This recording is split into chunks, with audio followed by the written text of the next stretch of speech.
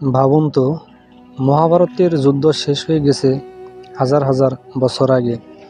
যুদ্ধের সব যোদ্ধা একে একে মৃত্যুবরণ করেছেন, কিন্তু একজনের ব্যাপারে বলা হয় তিনি নাকি আজও পৃথিবীতে ঘুরে বেড়াচ্ছেন।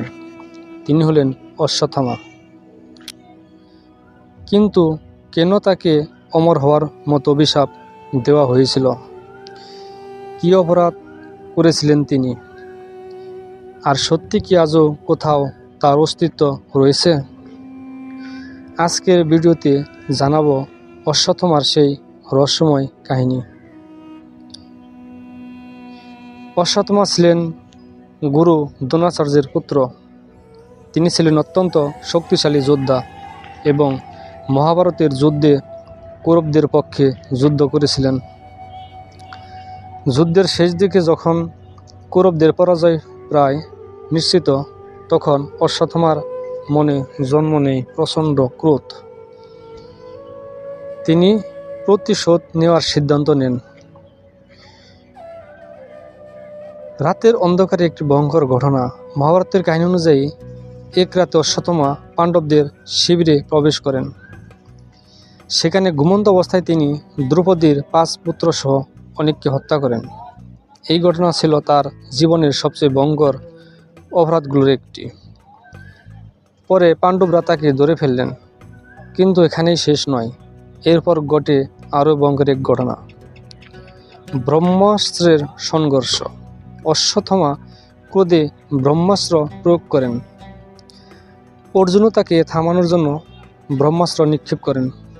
2 মহাশক্তিশালী অস্ত্রের সংঘর্ষে পৃথিবীর জন্য ভয়ঙ্কর বিপর্যয়ের আশঙ্কা তৈরি হয়।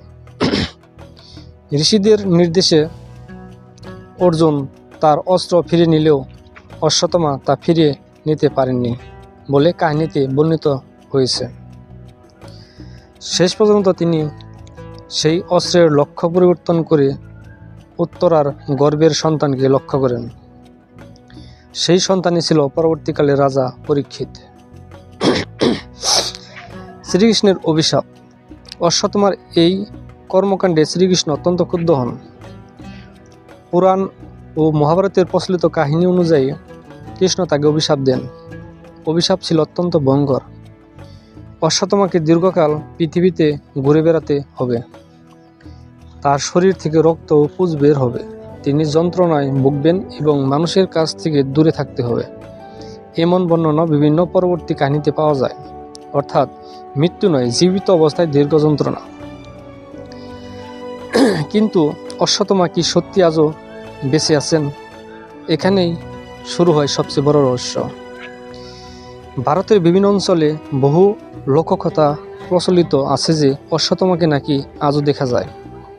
কেউ দাবি করেন তিনি মন্দিরে এসে পূজা করেন, কেউ বলেন গভীর জঙ্গলে তাকে দেখা গেছে। আবার কোথাও কোথাও এমন গল্পও রয়েছে যে তিনি নিজের ক্ষত নিয়ে ঘুরে বেড়ান। কিন্তু গুরুত্বপূর্ণ বিষয় হলো, এসব দাবির নির্ভরযোগ্য ঐতিহাসিক বা বৈজ্ঞানিক প্রমাণ নেই। তাই অশ্বত্থামা আজও জীবিত এটিকে নিশ্চিত সত্য বলা যায় না। এটি মূলত মহাভারতের কাহিনী, ধর্মীয় বিশ্বাস এবং পরবর্তী লোককথার সঙ্গে জড়িত থাকা একটি রহস্য। তাহলে এত বছর পরেও অশ্বত্থামার গল্প এত জনপ্রিয় কেন? কারণ এই গল্পে আছে এমন একটি প্রশ্ন যার উত্তর আজও মানুষের কৌতূহল জাগায়। একজন মানুষ কি সত্যি হাজার হাজার বছর বেঁচে থাকতে পারে? ধর্মীয় কাহিনী বলেছে এক কথা, আর ইতিহাস ও বিজ্ঞান চায় প্রমাণ।